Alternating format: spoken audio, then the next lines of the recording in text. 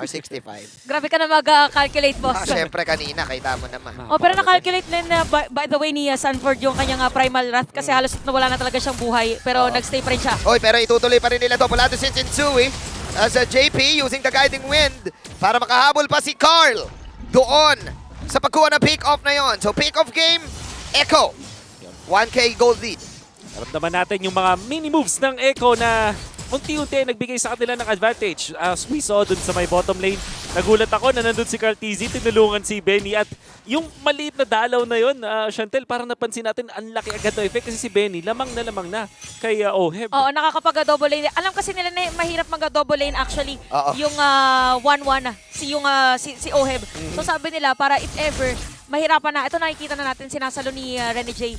Yung sinishield niya yung mga wisp ni Daddy JP. Yes. Maganda ang simula agad para sa Echo at alam natin pang pick off yung kanilang composition. So far with 2 kills, how likely is it na tutuloy nila yung pagpitas-pitas? Pwedeng ituloy-tuloy nila yan eh. Ayun na, okay. So, umaamba si Carlito. Nag-Domino Blast na ba? Umikot ngayon si JP. Sensui nandun. Nakapag-dash in. Sir Helix coming in. Pero may Mortal Coil ginawa si Carl. Carl! Mag-out na lang siya. Sura sa aura pang setup. Wala pa rin gagawin. Pero pinul pa Raj. Alright, pang farm lang din. Sabi ni Benny Cutie, let's poke and let's farm. At grabe ang suporta ni JP Oo, kay Benny. At makakuha pa sina Sanji ng pick-off sa top lane. Oo, Sansan doon sa may top lane. Pero ito makikita natin, di ba? Kanina nakita na nagamit na yung Bulwark Shield. So si Benny Cute, even yung Dominant Blast, hindi natin makikita na pang setup talaga kasi si Rene J kailangan mag-front. Okay. So kailangan mauna si Sensui tsaka si Edward. Sanford magdadabog. Pero binabanatan siya ni Sensui. Sensui, pop lang ng mga dashing. Sabay mortal coiling para makapag-out si na Carl. Okay, penalty zone on the 2. Yung Blast may pagdagdag combo. Napakabilis na. As Yue will take the secure kill. Double kill pa para kay Yue. May setup na ginagawa Blacklist International at makakapitas pa. Triple kill mula kay Yue. At gusto pa atang umisa. Sumisid na. Maniac!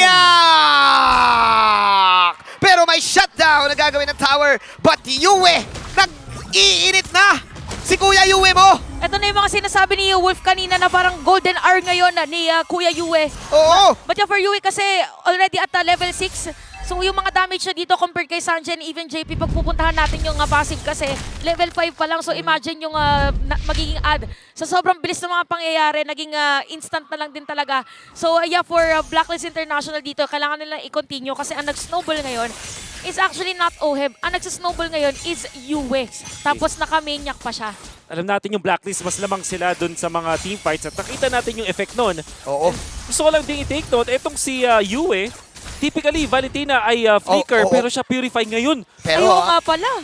hindi pumapayag si Sanji. Hindi papataig. Hindi papadaig si Sanji. Off-camp kill. Ladies and gentlemen, ay nakita natin. Ang hirap gawin nun. Alam ni Sanji na cooldown ng Purify. Kaya rin siguro ginaw niya si Yue. Yun naman yung kinagandahan ngayon kasi for Sanji and for Echo, since more on single target sila, mas mataas yung chance for them na medyo stretch pa dito yung aggressiveness ng Blacklist International kasi pwede na habulin pa isa-isang kill. Okay. Yung kagandahan ngayon sa napapansin natin sa mga Matilda. In fact, ito yung napansin ko sa MPL Indonesia the way na kunwari sila Kiboy, sila Baloyski, pinangpapok nila yung ultimate which is the circling eagle. Eagle, mabilisan din kasi yung cooldown kaya Exactly. pwede mo i-spam tapos pwede mo kasi i-fake eh. Oo, pwede pang psycho. Yung, ay, Psycho. akala ko magsaset kaya mapapa-atras ka so madedelay mo yung rotation na gustong gawin. Oo. Pero parang sa Echo kakaiba eh. Parang dalawang poke lang tapos game na. Sanji. Okay! Oh! Breath of the Ayun na Ocean combo! Mula kay Sanji! At doon na nga nakapitas ang Echo. Just like that. Binigay lang kay Sanji yung mga damage hero. Maging siya, golden hour na din. Mukhang ganun. Ang nararamdaman natin.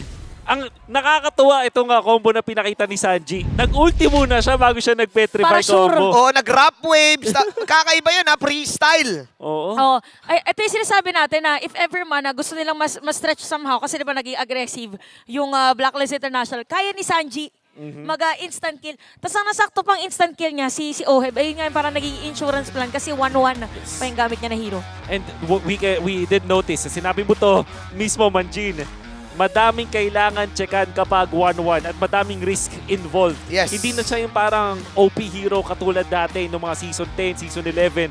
This time, kayang-kaya siyang ipuwersa. Oo. And if I'm not mistaken, Ang Echo sa ngayon, pero 7 minutes pa lang naman. pwedeng nakawin ni Yui though yung rough waves at isabay niya sa kanyang That's combo. true. Aha. Pero kailangan magandang penalty zone mula kay Edward. Ito na yung sinasabi natin, mabalik tayo kay Sanji. Kanina kasi diba napansin natin Necklace of Durance yung first niya na item. Ngayon hindi na siya nagpapadictate sa lineup ng Blacklist kasi Okay. first damage talaga. May tulak na gagawin ngayon si na Carl. Carl ngayon ang makakuha. Assurance out at sabay. Retribution. May iwan ngayon si Edward. Edward sumastriking out. Pero Carl naman with a decimate at mukhang gusto nang kumil ni Carl. Hindi, sabi niya orange na lang muna ako, bes. Very good isolations nakita natin mula sa Echo. Kanina, naging problema nila si Yue. This time, hindi tinantanan ni JP. How important was that, Chantel? Actually, si Yui kasi dito parang hindi din siya napansin ng game number 1 na nasa likod lang siya. So yung damage dito naramdaman kasi nakapag 4 na kills nga sunod-sunod din na si Yue. So for Echo, tanggalin natin si Yue, walang damage, wala din fan damage si Oheb, wala magsasecure ng kill. We can see na nakakuha din ng back control ang Echo for a while. Dinepensa nila yung bottom lane gamit itong si Sanford while nandun si Benny Cutie na tahimik lang 1-0-1. Iksha in this game. Tingin nyo ba maglakas kasi ako personally nalalakas ako sa Iksha sa late game, but in this setup tingin nyo ba maganda na ipa-late game to ng Echo? In terms of a late game, mahirap pa. Pero kasi si 1-1, maganda siya pang late game, pero depende kung sino una niya mauultihan. Feeling ko palag yung 1-1 dyan. late Palag game yung 1-1. So Oo. ngayon, nasa sitwasyon ngayon, 3.6k gold lead para sa kanila. Huwag na nila paabutin ng late game. Kasi mas sasakit na rin later, tsaka mas kukunat na rin si Edward. So yung Yeah. damage masusustain na.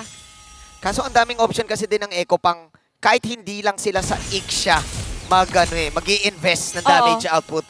Meron silang Kadita, meron kahit yung Martis, which is I can say na snowball ngayon yan eh. So you need to respect. If you are Oheb, ang dami mong iisipin. Kasi pwede kang iunahin ng Kadita, tapos meron pang Martis na pwede sumugod sa'yo eh. So kailangan mo rin isipin yung defensive item mo eh. Kung pepwesto ka at kung saan ka babanat. Speaking of defensive items, malayo pa itong si Oheb dun sa kanyang mga defensive items. Going for the Trinity build muna siya. Habang si Benny Cutie, komportable sa kanyang mga items ngayon. 3 na agad yung item niya. So malaking factor na agad yun, yung Windtalker. Kasi diba yung Windtalker most of the time ay gusto mo ay more on movement speed. So mas mabibilis nga siya dito na makapag-position as compared to Oheb. Na medyo matagal pa talagang aantayin na maging activated si Oheb talaga for this game. Okay. Babanatan ngayon ni JP si Renny J. Renny J, mag-dash in pero poke lang si JP. Makakapag-out na ulit. Pasok ngayon si na Yue. Meron siyang ultimate ni Martis. Ngayon, sino makakuha? Penalty zone mula kay Edward. At Sanji will burst down Oheb from behind. Sabay pool barrage. Magmumula doon sa bandang likod kay Bagyo. At mukhang tinutuloy-tuloy na to ng Echo. Sabi ni Sensui, instincts ko na lang. I-save na lang natin yung Lord as Sensui will run away. But the Echo will try to push out the towers sa bandang gitna. Para hindi masulit ang Lord na to, Can Blacklist International make something out of this Lord? Diretso ba nila to? Parang pwede yata nga diretsuhin. Okay, and the balls ba to? Alright. Bokin siya. Ano lang muna, abangan. Galing na. Sa Abangan. susunod na mga kabanata, abangan. Ang Abangan. word of the day ay abangan. Abangan. Pag tinanong mo si MTV anong kailangan mangyari, abangan. By the way, Blacklist International nakuha nila yung Lord. Pero for Echo, nakikita na natin ngayon na parang nakapanata ngayon si Kuya Sanji na okay, hahanapin ko lang si Oheb. At dahil nalaman ngayon ng Blacklist na mayroon laging tumatarget kay Oheb, medyo masisira ngayon yung positioning nila sa teamfight. Kasi Sobra. meron laging titikit. Probably that would be Rene J dahil meron siyang Kaltok. Oo. So, ito na ba yung unbox na hinahanap natin, Manjin? Kailangan ito ata, parang guhit ata ni Sanji. Oo. Siya yung parang cutter dito Box eh. cutter, Oo, box cutter eh. Okay, Guardians reflection coming in from Renny J. Pero sa likod, hindi naman pala si Oheb at target. Si Yue naman ngayon. Ang daming handang tubig ni Sanji. Nauuhaw ang Blacklist International. Pinapalamon, pinapainom ni Oheb ng mga Santa Makmak na rap waves. Pang ilan na ba yan, Sanji? 6-1 and 6 sa kanyang record. And we said kanina na nararamdaman na natin na sobrang on point na ni Yue. Golden hour, kumbaga. Oo. But Sanji, right after nung na-outplay siya doon, hindi na siya pumayag. Siya na ngayon yung gumagawa ng mga magandang moves. Oo, my turn na naman. My turn! Tapos naka-Divine Glaive siya, ang next niya na na-i-build kasi meron na siya ngayong dalawang Magic Wand, Holy Crystal na. So burst na burst kung burst. Triple burst. Triple burst. Burst 3. Bawal ba yun? O sige na nga. Yun na nga. Thank you. But Sanji is on a roll. Ladies and gentlemen, kung golden hour si Yue, extended yung golden hour ni Sanji. Aray. Oh, ito makikita na natin na very cutie by the way. Lahat ng mga full barrage niya or if ever na meron full barrage, ginagamit na niya. Hindi na siya yung mga biglaang panggulat play Oo. na manggagaling sa likod. Parang yun na nga yung pinakapangpasok nila. Ang masasabi ko, this is still far from over though. Pero na nakikita natin, hindi tayo nagkakaroon ng team fight na 5-on-5 head-on collusion. Ang nangyayari kasi, nakakapitas si Sanji. Let him cook. Let him cook. Let Sanji cook. Live action Sanji nga pala tayo dito sa may playoffs. Oo. Live action Sanji. Oh, tas after na ano lang muna siya, mag-shower siya saglit. Oo. Sisisid lang muna saglit Sisisid kasi muna. kanina pa siya ayan na, meron ng Holy Crystal. So kahit sino ngayon actually, ay pwede na bigyan. Even na dito si Sensui, pwede niya i-burst para ma-force na walang heavy spin Yes. pag meron na Lord Objective. Can expect na magkaroon ng malupit na bakbakan muli ang Blacklist. Going up against Echo, but knowing na yung Echo ang kanilang lineup ay based dun sa may isolation or dun sa may pickoffs, mas gusto nila pumitas muna, katulad nito. Ayun na yung suplex na gagawin. Okay, Star Helix coming in. Sabay lumipad na rin yung Matilda. Ikot na lang si Sensui para mabuhay pa dito. Sanford, maghahanap ng pwesto. Pero Sanji na naman, okay. Walang makukuha pero yung full barrage wala doon sa batang gilid. Yung damage output na kailangan ng Echo. Wala doon si Renny J. Wala na rin si Edward. Sabay maghabol pa si Carlito. Ashura Saura coming in. Babanatan ngayon si Yue. Hindi na yata kailangan Nagre-retrihan na para lang para lang magkahabulan. Uy, hindi na yata kailangan ng Lord! At mukhang Ay, hindi, wala palang HP. sapat na ba yung wagon na to? Susugod na ang Echo.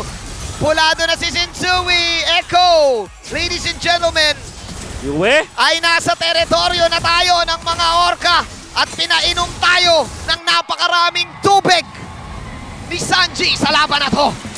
this winning moment is brought to you by our official sponsor, FWD Life Insurance. 1-1 ang score. Sumisisid mga kaibigan.